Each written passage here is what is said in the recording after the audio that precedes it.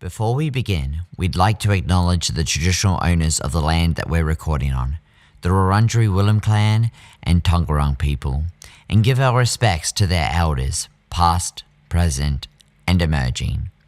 We encourage everyone listening to consider the traditional owners of the land they're living and thriving on, and consider the benefits that may come from a treaty with the First Peoples. This is, was, and always will be Aboriginal land.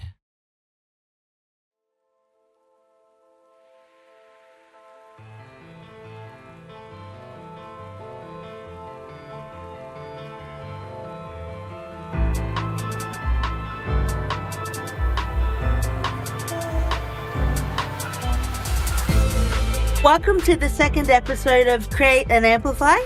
Thank you for listening to the first with Kath Duncan. Our guest today is Hal Simons.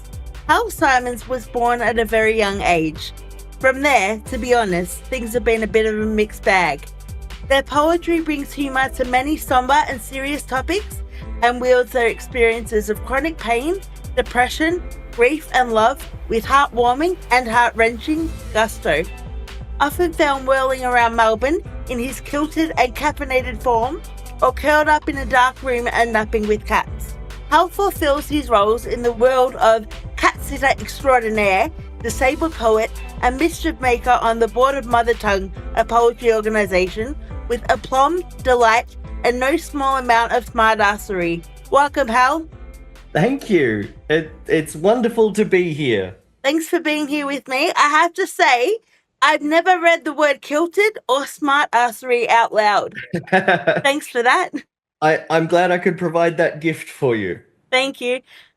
Let's start with a question that I like to ask a lot of writers and bibliophiles. When did you discover the power of words? Oh, good question.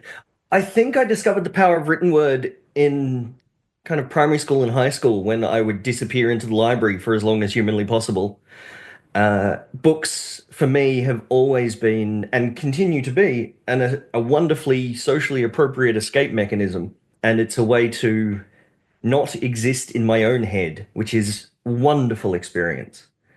So I think reading has always been something I've loved. I'm the one who will turn up at a party with a book in my pocket, go find the cat and sit in the dark room, and I've cultivated my friends around me to be like, oh yeah, that's Hal's here, but he's down the other end of the house eating cheese and reading and patting the cat. I discovered poetry. The first poem I ever performed out loud was at my father's eulogy, and I broke down and I read a poem by Pablo Neruda, and I loved it. And then half a dozen years later, a friend invited me to this weird kind of open mic poetry night, which I was like, what the fuck is this? Sorry, what is this? That's okay, you can swear. We're putting explicit all over this. Oh, brilliant. Yeah. Excellent. Then I'll breathe a little easier and swear a little louder. And so they invited me out. And the problem with having, you may be able to relate, Nick. The problem with having a name that only has 3 letters is when they say, do you want to sign up for something? I'd already finished writing my name before I realized what I was doing.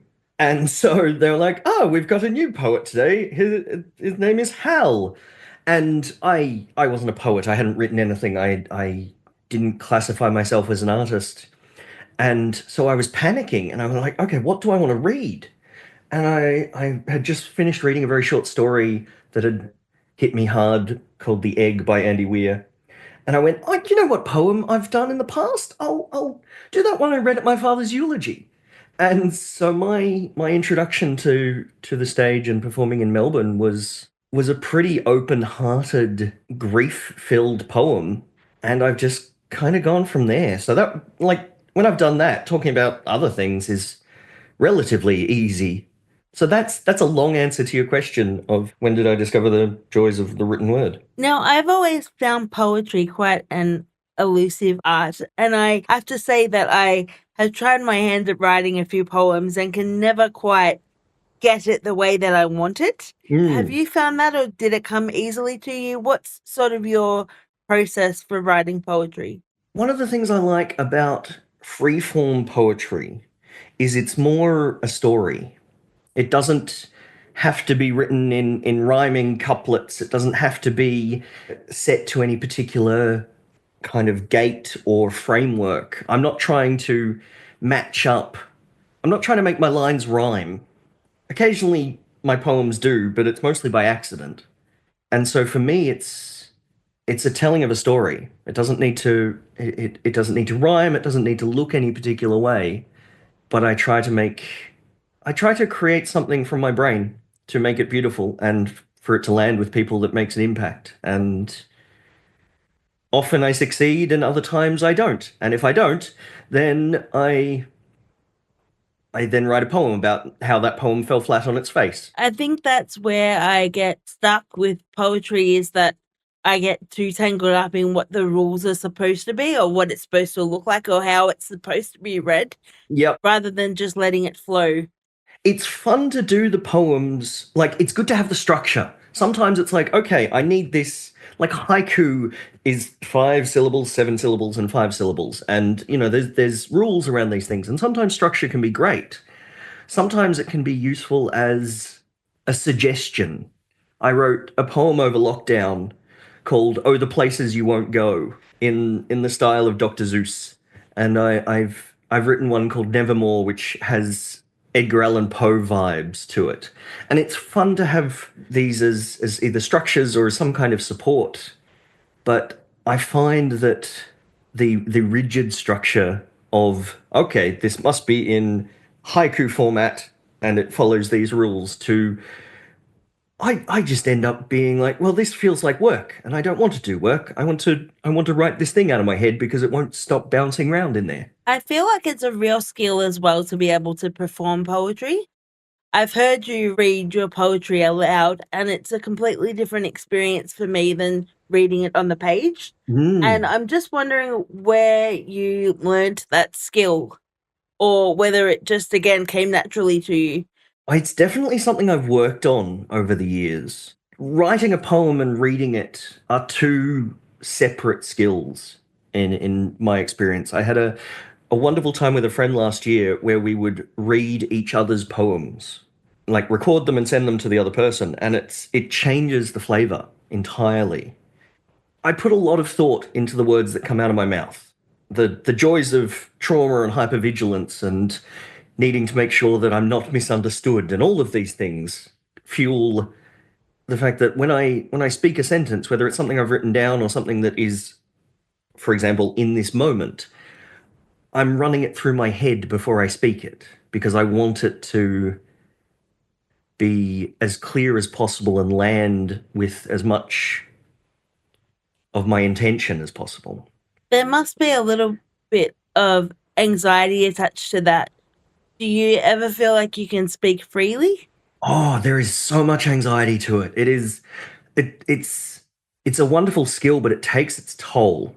As I get older, I've found that there are many flavors and facets to me, one of which is neurospiciness. And so hypervigilance, awareness of what's going on around me, coupled with a desire to make sure people are looked after, means that my brain isn't quiet. And there are opportunities and there are people and situations where I have to put less effort into curating, cultivating every sentence. But there is also, I get joy out of it. Like, there is something to be said when I can choose a sentence and it can be just in a conversation and someone feels heard or understood or makes a happy noise or whatever it is. That choosing the words that can cut through an entire room. And I love that. Speaking of your brain being a busy place, Yes. in the intro we said that depression and chronic pain are part of your life. Yes. Yes! Yes, he says enthusiastically. Can you talk to me about your experience with that as much as you're comfortable? I'm very comfortable talking about any aspect of my world. Okay. Also, how your art or poetry, or let's just say art to make it broader, has helped you with coping with chronic pain and depression. Excellent. So I have a chronic back injury, which means that for the better part of my life, I have always been in pain, and it is exhausting to have that. I have multiple worn discs and bulging discs, and someone in their 30s shouldn't be diagnosed with osteoarthritis, and that has impacted what I can do in the world as a job mainly. We talked in the intro that my roles are cat sitter, disabled poet, and mischief maker. And there's a reason those aren't 9 to 5 jobs that involve me sitting in an office. Depression for me is tied in with the injury, but it's also tied in with grief. And my father passed away when I was in my mid-20s, and it hit me so hard. And even more than a dozen years later, it is still a presence. And I've written about him and the grief, and it's less of a burning coal in my hand and more of a piece of hematite, a solid stone that is it weighs heavily but has been polished for years. And so for me, that's why I write about grief and depression and chronic pain and love. And often they can be in the same poem. Often they are intermixed, like depression and grief or depression and chronic pain, because nothing exists in a vacuum. They impact the other. And so they're some of the things I write on. I write on collapsing in agony and shaking, trying to just keep breathing. And I wrote a poem about sitting in the audience and listening to the poets as my body quivers in pain. And I am holding one hand open on my friend's leg and the other clenched so tightly in their hand. And so not only do I write on the chronic pain and disability and such, but it is a fuel. It's a way of expressing my experiences. And don't get me wrong, I also have a psychologist who definitely earns his dollars, which I think is a nice balance. It's good to have many types of support. And for me, poetry and speaking on an open mic, where I can make potentially I can be heard, and maybe they might see themselves too. Do you have a process in terms of when you're in the throes of that pain? Do you ever write from that, or do you wait until you're in a better position? I know that it's chronic, but do you wait until it lessens a little bit, or are you best writing from the middle of that whirlpool, so to speak? Often it is the middle of the whirlpool. Like I can't even list the number of poems I've written in tears at a funeral or in a heightened state of something going wonderful, but I need to get that down on paper because I'm not going to hold on to that. And it's okay if I don't write down the line or something for future me to look at or build on.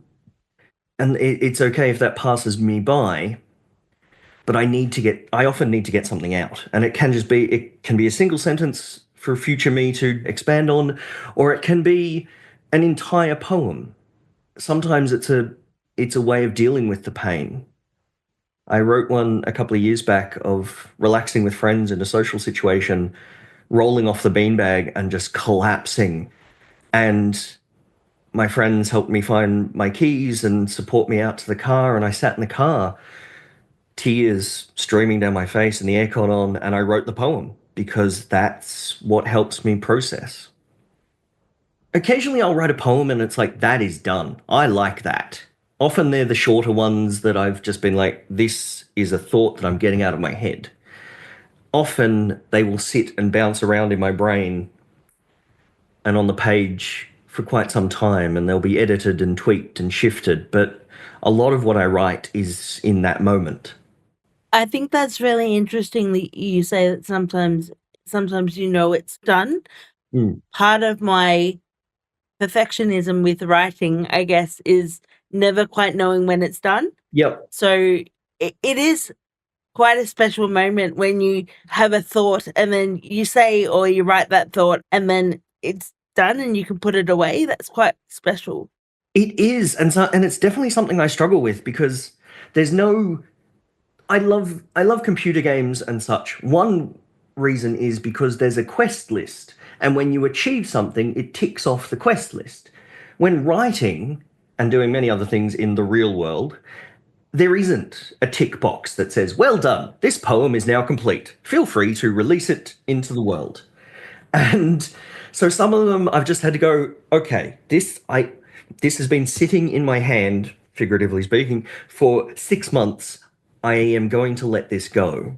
That took something. It is a challenge to let go of something that doesn't have that I am done feeling to it.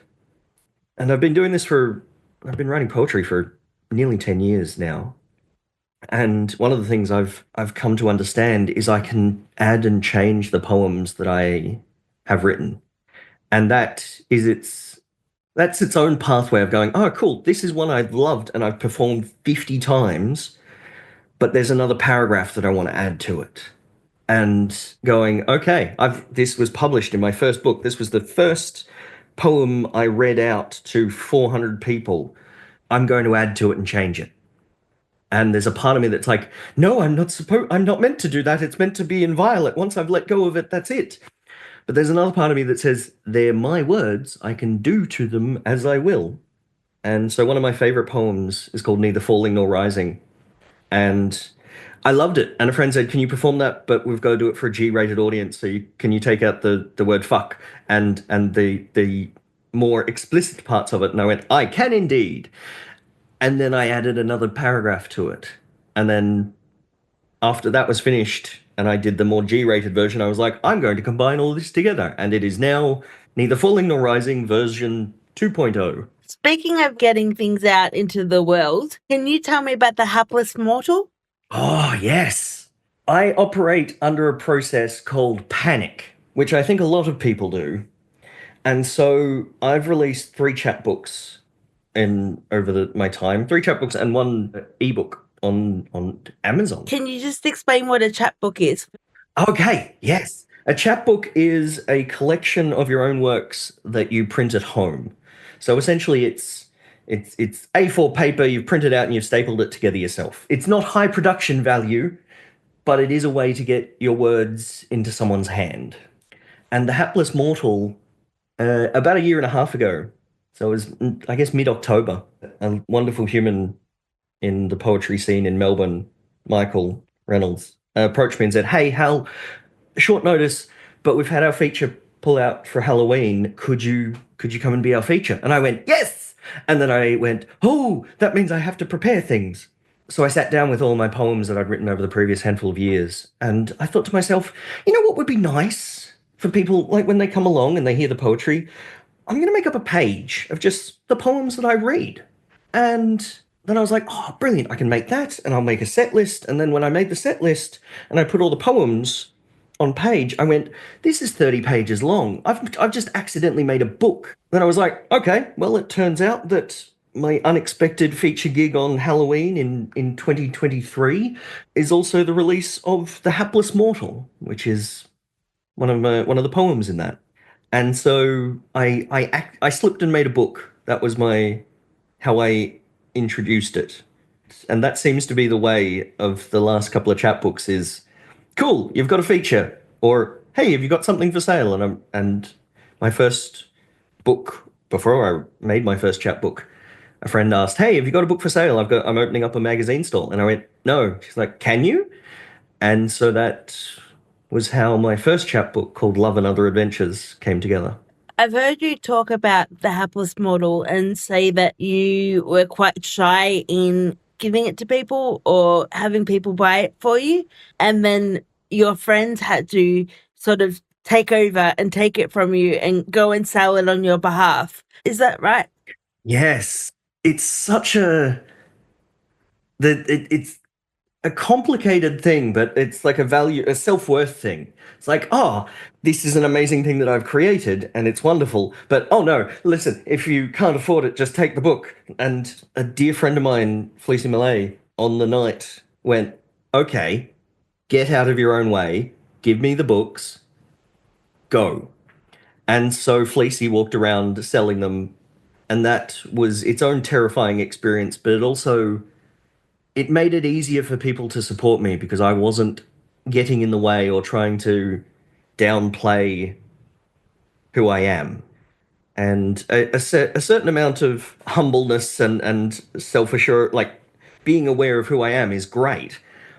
But let's not go too far with that. We don't need to get it into the self-deprecation and self-destruction levels. You were talking before about pre-thinking everything and making sure everybody feels comfortable, which is lovely to have, but it's difficult to control what people think of you or think of your work when your art is out in the world. Yes. So how did you reconcile wanting to make everybody feel comfortable and like you, for lack of a better word, Yeah, no, that's an accurate way to describe it. and then having something so vulnerable as a book of poetry out in the world? How did you reconcile that? Much anxiety is the short and smart ass answer to that. It was, and it's still like I'm feeling it in my chest in this moment, going, yeah, that's right, Hal. Remember releasing things out into the world that people will read and possibly misunderstand your written word, and I'm like, oh no, that's not what I want to have happen. So there is a major part of letting go that I, when I'm speaking with someone, I can do a lot in regards to how my sentences land. When I write something down, I can put a lot of energy into it being as clear as possible, to be language that is accessible or understood. I can't control how it's going to be read after it sits on someone's shelf for 6 years and someone picks it up and flicks through. I can't control how my words will land. But the best I can do is to try and create something that is important to me, then wave it away, farewell it, and hope that it brings people joy or tears or whatever it is. I hope it doesn't cause upset beyond, I don't want to be detrimental in my impact on the world, whether that is poetry or in just generally existing. And so to let something go, and it's with the poems that I've written and released, it's with the YouTube videos that I've released, it's with the audio things like this, for example, our conversation right now. I can't control how people will hear it, but I can express myself as clearly as possible, and I have to have faith that that's going to land as well as possible. I'm going to do a sneaky callback to the first episode of this podcast where Kat Duncan, some advice that she gave me and the listeners was that critiquing art is fine because once you put it out into the world, it's not you anymore. It's a separate piece of art. So you can say, yes, I care about this deeply and I worked on it, but it's its own entity. And so as long as people critique the art and not you, that's okay. Yes, that one's definitely certainly a deeper and broader topic with separating art from artist as well. But that's a good point. It exists. If I release a poem, it then exists as its own little self. It just so happens to have my name attached to it or flavors of me. And then it has a life of its own in a way. I often think about being in year 10 literature and we would focus on why the author wrote the curtains as being blue, something like that. And the reality is that he just likes the color blue. But then the reader says, oh, it's a somber color or it's the color of the sky or whatever it might be. But it might just be blue and that's okay too. Yes. The most in-depth aspect of that can be the reason the curtains are blue is because the curtains are blue. It doesn't need to be there doesn't need to be any more depth than that. I've noticed in a lot of your stories that you've told today that things have come around, one, because you're talented, but also because of a good network of people around you. And I'm wondering how it came to be that you were in that network. How did you join the poets of Melbourne, so to speak? I think there's different aspects to it. One is to acknowledge that I have a lot of privilege going as a at the time of wandering into the poetry scene, a cis heteronormative white guy. There is a lot of privilege that comes with that, and it's taken a lot of time and connections or like conversations. One thing I'm aware of when I walk into a space, whether it's poetry or otherwise, is I have an ability to take up a lot of space.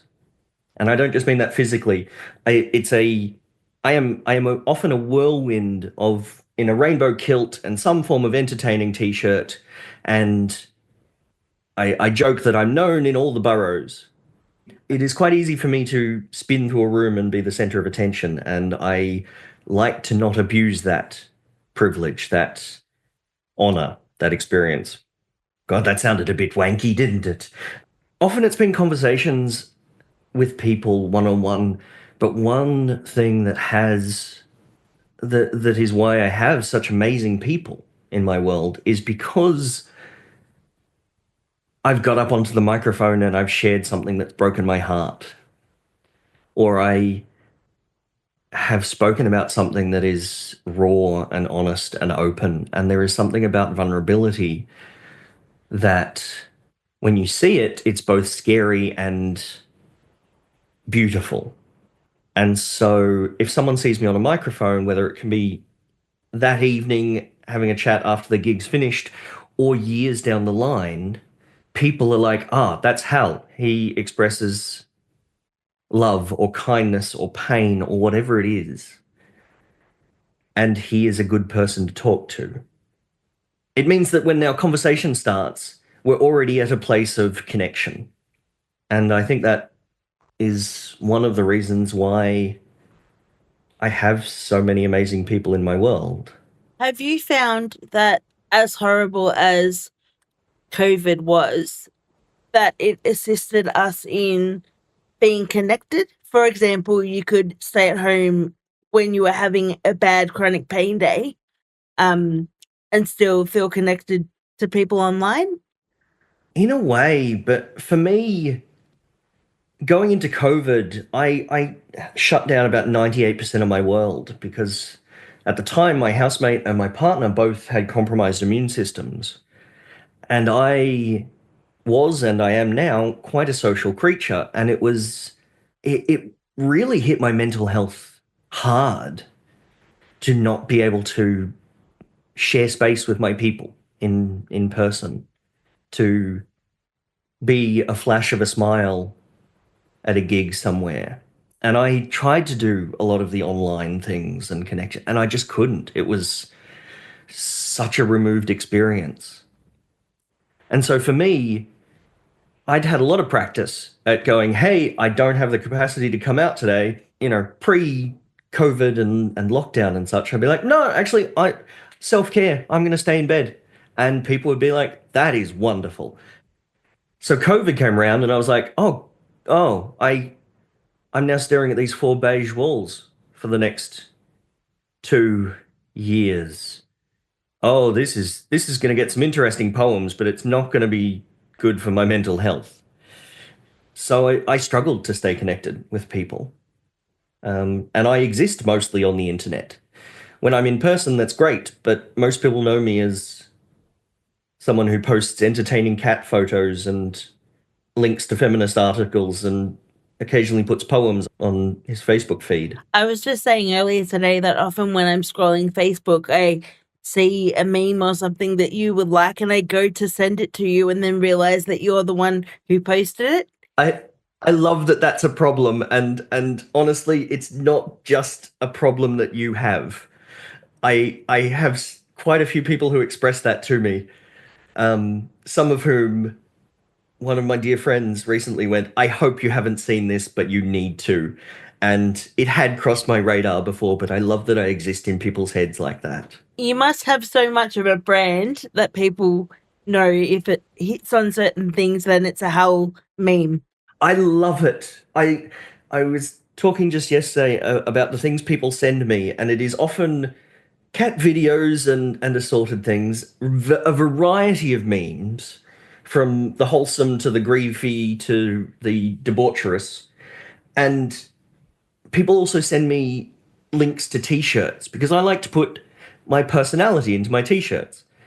And if they send it to me at first thing in the morning before I've got the restriction in place to not impulse buy the shiny thing, I end up with a new t-shirt coming my way. And I like that people see me in such a way. I love when they see me, they go, oh, that's something Hal would enjoy. And then they realize I've posted it, or I was shopping the other week and someone went, oh, that's a shirt that Hal would wear. And I turned around and it was Hal already wearing the shirt, which made me laugh very hard in a public space. Could I put you on the spot and Yes. ask you to tell me one of the slogans from one of your favorite shirts? Okay. So I'll mention the shirt I wore yesterday, and I have it in 3 separate colors because I love wearing the shirt and it makes strangers laugh. And I'm glad we've got the explicit warning at the start of this. It says average dick energy on it. And I love wearing it. It brings me joy. It sums up my desire to set realistic expectations in all things. I was wearing it the other week, and I was walking across St Kilda Road here in Melbourne, and it's a busy road. And coming the other way was a woman probably in her mid-20s, and she laughed and said that I'd made her day, and I love that. That impact on a stranger, that I have made their world slightly brighter, and I will not know anything else. I won't know any of the ripples from that, but I can make someone laugh, and I can make someone feel safer or more comfortable, or it's a conversation starter, and I love that. It's so much so that if I wear shorts and a plain t-shirt and I put sunglasses on, my mum barely recognizes me. I have a new marketing strategy for you, Yes. where whenever someone laughs at your t-shirt, you should hand them a book. Congratulations, your laughter has won you a poem. Yes. Now, a few years ago, I learnt about mother tongue, Yes. and then completely separately, I learnt that you were intimately associated with mother tongue. Could you just let me know, or let the listeners know about mother tongue, what it is and how you became involved? Happily. Mother Tongue is an event that was created about a dozen years ago by an amazing human named Fleecy Malay. And it was running monthly for about the last 10 years, 11 years. And we've shifted it to once every 2 months for sustainability and managing it around a post-COVID-y kind of, post-lockdown at least. And I was invited along 6 or 7 years ago to a mother tongue, and there are many things I love about it. A major one is that it is a space for women's voices. If your identity falls somewhere under the umbrella of women or woman, you are welcome on the stage. And mine doesn't.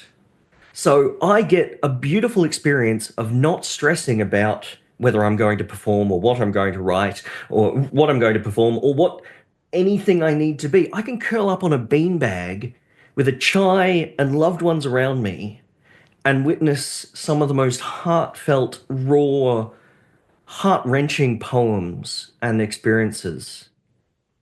And it has such an impact. And I love it. So I was just going along as a participant and punter, and often winning the raffle, which was nice. And 4 or 5 years ago, just before the start of 2020, Fleecy approached me and said, "Hey, I want to turn Mother Tongue into a not-for-profit organization. I'd like you to be a part of it." And I went, "What? Meh? This, huh?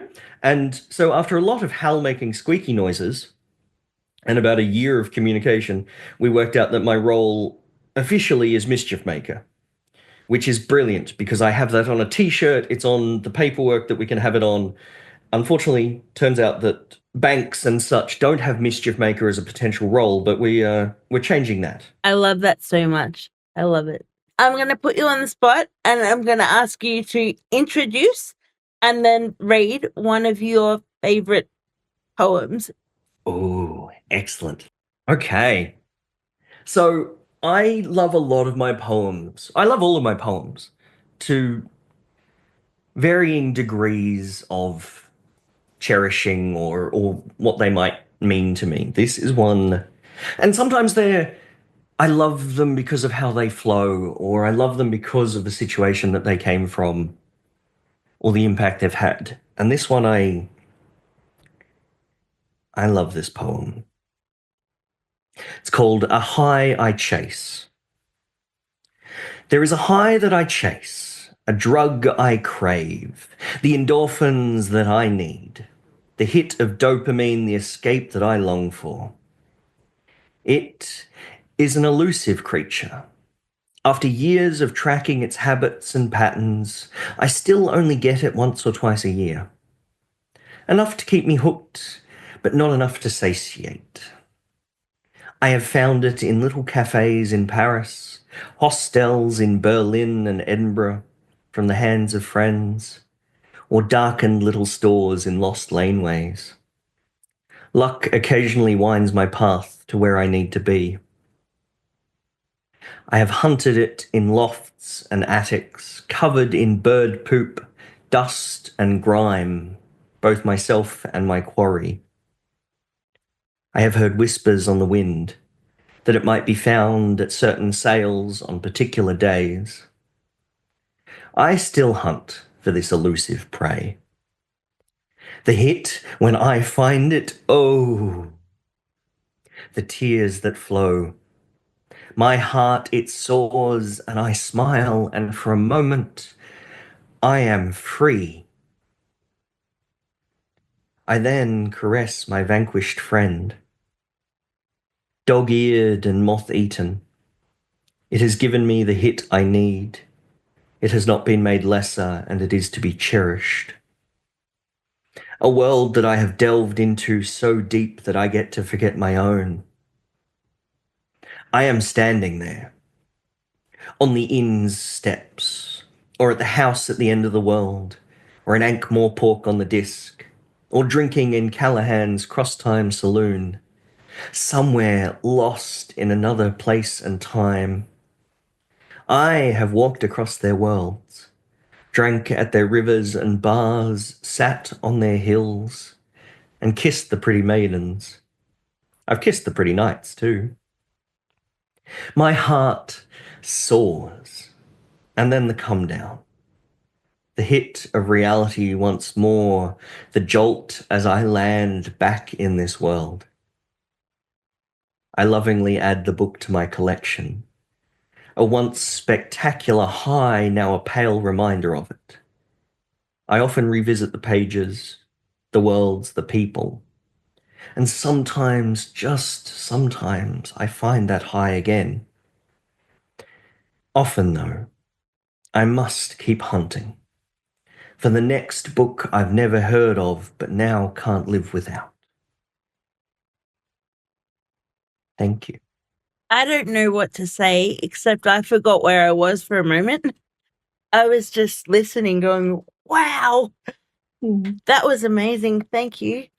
Thank you. What was the last book that you can't live without? When was the last time you read a book or heard a poem and went, wow? I'm currently rereading a series online, and I love that books can be anything from the thing I find at the op shop to things that have been sitting on my shelf for 100 years to something that it exists on my Kindle. I'm reading a series again for the second time online, and it's a science fiction escape. And it is one of those beautiful like such involved worlds. And I love it because I can see, I get to experience, I get to witness that world, and it doesn't have a character named Hal with chronic back pain and depression. It has these wonderful, fantastical creatures, human and otherwise, and it's a beautiful escape. Do you remember the name of it? I was just looking it up, and the thing is, it's a it falls under a broader heading of humanity. Fuck yeah! It's a style of writing about humanity making its way out to the stars, and usually messing things up in wonderfully supportive and excellent ways. And I highly recommend reading anything that falls under the heading of Humanity Fuck Yeah or the Kevin Jenkins universe. If you feel like losing 200 hours or more to 100 different chapters, more than, I'm glad it doesn't keep track of how many chapters I've read. I wanted to get your thoughts on something. Society, I feel like I've been getting your thoughts for this whole episode, but I wanted to get your thoughts specifically on the fact that society often rewards people who are doing the most, and busyness is seen as a good trait to have. And the more that you accomplish, the more valued you are, it seems to be in this capitalist society. How have you come to terms with chronic pain and depression sometimes stopping you from being able to produce things that society would like you to produce? Yeah, definitely. I love the question, and it's definitely something that's been in my brain since in more than a decade. I finished up a job because I couldn't. It was an office job. It was part of what I'd trained to do, but I couldn't do it due to how angry and inflamed my back was. And I remember finishing up and going, I'm going to take 4 to 6 weeks off. I'm going to let my back heal. I'm going to do a bit of exercise, and then I'll be able to get back to work. And one aspect of the following months and years is accepting that that isn't how I can be. And I should know what the word of the opposite of entwining something is, but separating my worth as a human being separate from what I do for work and what is my job. And unsurprisingly, I have written a poem about it because we're asked, what do you do? And that is usually, what do you do for work? How do you spend your energy? How do you contribute to a capitalistic society? And I had to separate my worth from that because I didn't have a job that I could tie it to. And it's been a process. It's been a process to work out my worth that isn't tied in with the things I do for a job. And I love the world I've created with poetry and writing and friendships and social aspects, that every single space that I can think of understands that if I need to bail, whether it is not turn up at an event or be there for 10 seconds or be there in a particular way, that they are welcoming and supportive, and that my friends do not hear me say, hey, I need to go, and take it personally, take it as a reflection of them. And I love that I can have those connections, that when my back is being particularly angry or my brain is particularly dark, that I can still be a contribution, even in my absence. I had a friend of mine express to me that they love when I say no to things and look after myself because it allows them to do so too. And I love that that's how I land sometimes. How did you learn to do that? Because it is wonderful to have friends that are that accepting, but I also imagine that you would be somebody that knows your needs quite clearly and is able to express them in a clear way. How did you learn that's okay to do? In a way, I learnt the importance of it by not doing it. I spent the first 2 decades of my life being someone who did everything possible to make those around me happy, to the detriment of my own health and well-being. I married my high school sweetheart at the ripe old age of 18 because I knew it would make her happy. We bought a house shortly after. I didn't even see the house before we bought it, but I did it because I knew it would make her happy. So that's just to illustrate how often I've gone in that direction, to then find myself in my early 20s, mid 20s, and having a body that was falling apart and a world that my father wasn't in anymore, meant that I had to express, hey, I can't do this. And I learned to do it through all the times I pushed through. And, if it's an emergency situation, right, I will make this happen, and future Hal will pay the price of exerting energy to make something happen. A friend is in need, right, I will support you. But it then is understanding the cost of these things and going, I would love to go out and see you today, but I don't have the spoons. I don't have the capacity. And cultivating the friendships that will hear that and go, I am really glad you're looking after you. And I'm sure I've had other friendships that are, oh, Hal, why don't you just get over it? But they don't seem to last long in my world, or at least they don't remain close. Does that make sense? That makes absolute sense. I am left here thinking that it sounds like you've had multiple lifetimes in one. It certainly feels that way sometimes. I grew up in a small country town, and I married my high school sweetheart. She was my first girlfriend. I was engaged at 17, married at 18, bought the house at 19, separated at 20, divorced by 21 in Europe by the time I was 22. And then I had to learn all of this, how do you talk to someone who you find attractive thing, coupled with my father passed away after a long battle with cancer in my mid-20s. And I remember barely being able to walk, using one of his walking sticks because my body was collapsing. And then with the understanding more and more that my injury is not going to go away, the chronic nature of disability, that I then can't have my worth tied in with what I do or what I do for a job, because I can't do something 9 to 5. I joke that I am an old man trapped inside a younger man's body, which is unfortunately accurate, it feels at times. But I love that my experiences in life have allowed me to be like, cool, I've done the people-pleasing thing. I've done the somewhat self-destructive choices of things. What balance can I find in there? And, it still ends up with me eating tiramisu for breakfast, but it seems to be less detrimental on the world around me. We've all done that, I think. Yeah.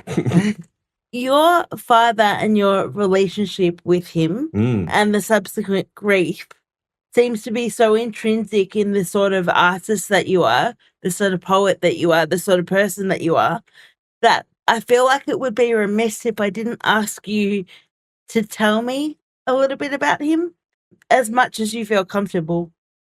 I'm happy to talk about him. I have mentioned him a couple of times in this podcast, so I guess it's only fair to kind of expand on that a little bit. My father fought cancer for about a decade, and when he finally lost that battle, I thought, and in the months and years after he passed, I thought, okay, this grief will resolve itself. There will be a point where I am not broken when I think of him, or when I hear him in my thoughts.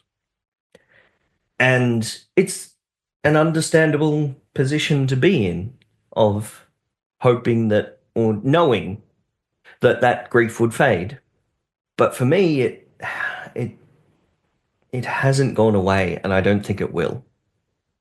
I don't know who I would be if I didn't have that grieving part of me. It's a big part of It's a big part of who I am, even if I'm not grieving and moping around the house or writing poetry about him every day or crying, all of which are valid things to do.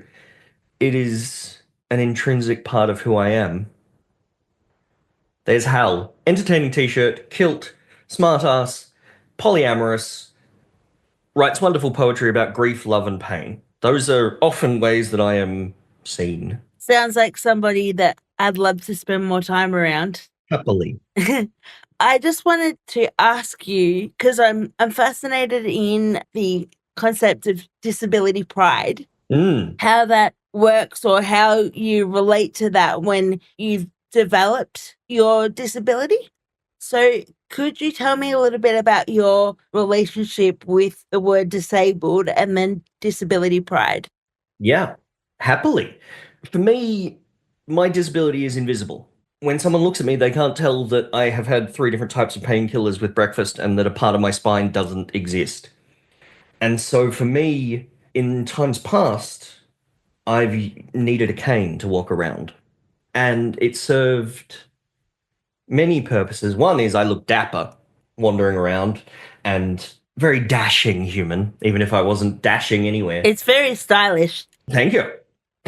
I liked it as an addition to kilt and entertaining t-shirt, and then which cane shall I pick for today? It also helped me walk, which was, that's always a useful thing for mobility aids. But it also was an indicator that the bald guy with a beard and tattoos and a nose ring sitting in the disabled seats on the bus isn't just there because he doesn't give a crap and he's taken up space. It's an indicator that actually I'm allowed to be there. And I carried the cane and I carry the cane mainly to cut out those conversations, but also even just to cut out that's how I might occur to somebody. I dislike, I guess, being misunderstood. And I was about to say, I would hate to be a reason that someone feels the world is a bit shittier because there's this guy who was just sitting in the disabled seats and he didn't need them. And so I talk, I express, I am very open about my battles with disability and chronic pain, and it is an identifier. Also caffeinated, smart-ass, kinky, and a few other things. But disabled is one that I wear proudly. And I think a part of that is also that I can. It feels also a way of using the power I have in an environment to, I guess, to bring it up. Like there's a reason I wear t-shirts with pink and unicorns on them. There's a reason I wear nail polish is because somewhere I will live in someone's head that it's like, oh, that's not my normal thing that I see, but it's okay that it exists. And so I use the cane. I talk about the pain that I'm in. If someone says, hey, how are you? I'll choose my response, but they'll usually get an honest one of some varying degree. Like, don't get me wrong, I'm not going to unleash half an hour of honest response to that to a cashier, but I won't just respond with, I'm fine.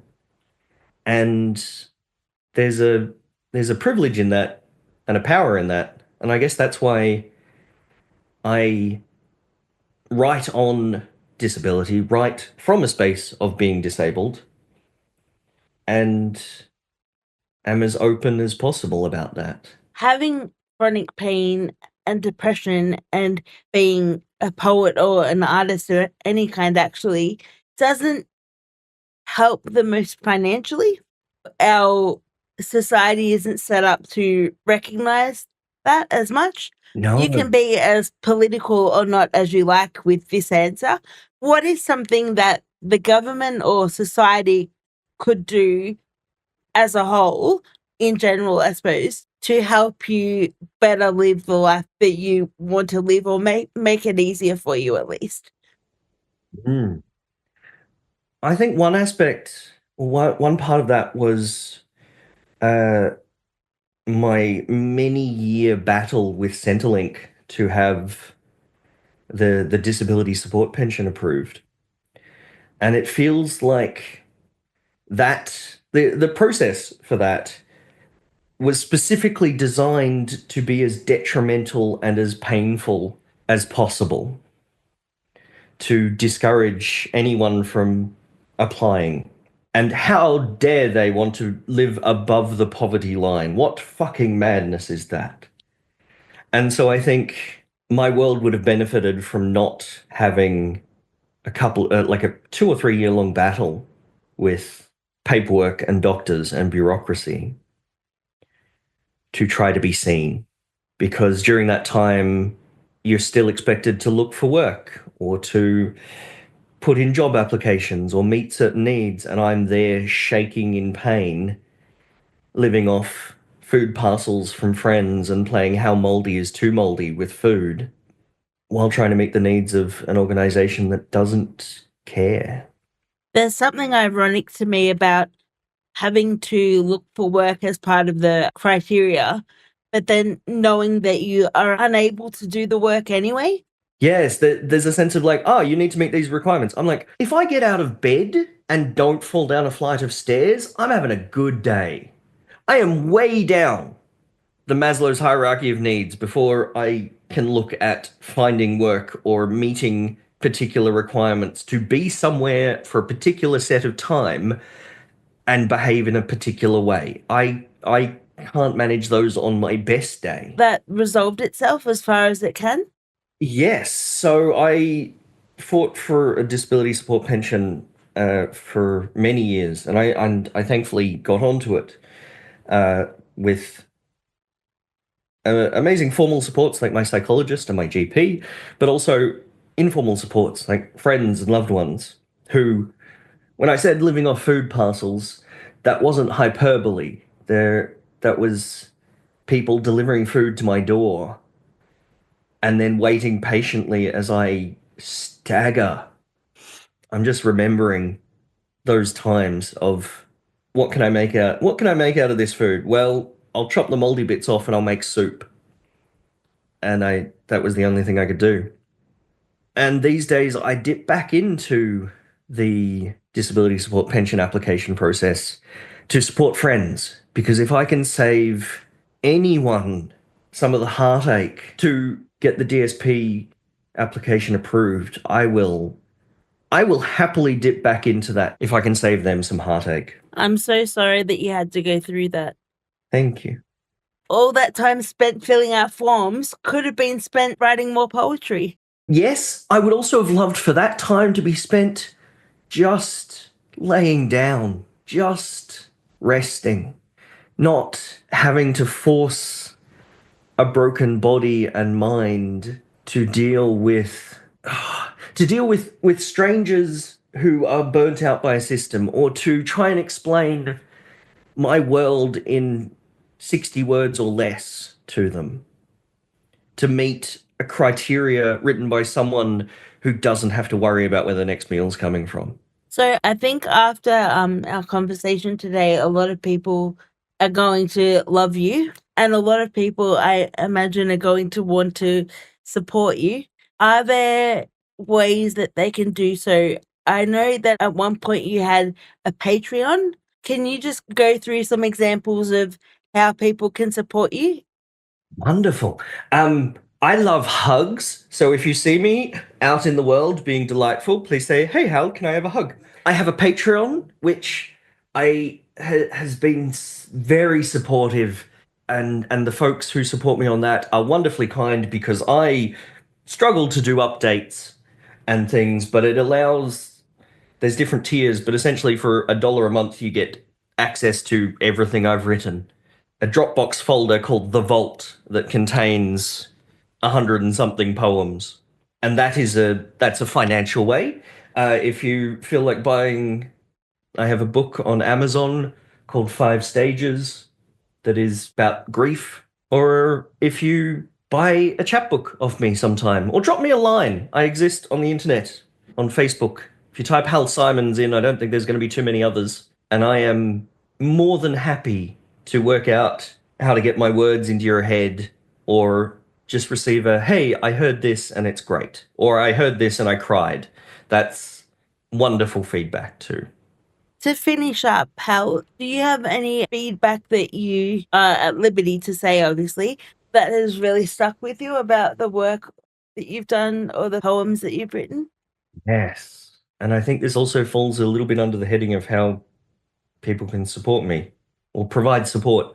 Be kind to the people in your world who are hurting, who are grieving. There is no set pathway for healing, whether it is a broken heart or a broken body. Be gentle with them and be gentle with yourselves. And that it's okay if the only thing you do today is just exist. Thank you so much. That's wonderful. I hope that was okay. That was one I really loved. This was wonderful. And I am honored to be invited on, and I really love our chats. And thank you so much, Nick. Thank you so much for your time and your energy and your thoughtfulness in your answers. I'm going to leave it there, but thank you so much, and I'm sure we'll talk online soon. I would love that. Thank you again, Nick. It has been an absolute pleasure to spend the last chunk of time with you. Thank you so much for having me be a part of what you're creating. Thank you. Thank you. What a great conversation. Thank you again to Hal Simons. The links to Hal's Patreon and publications are available in the show notes. Create and Amplify is assisted by the Australian Government through Creative Australia, its principal arts investment and advisory body. Thank you, Creative Australia, and thank you for listening.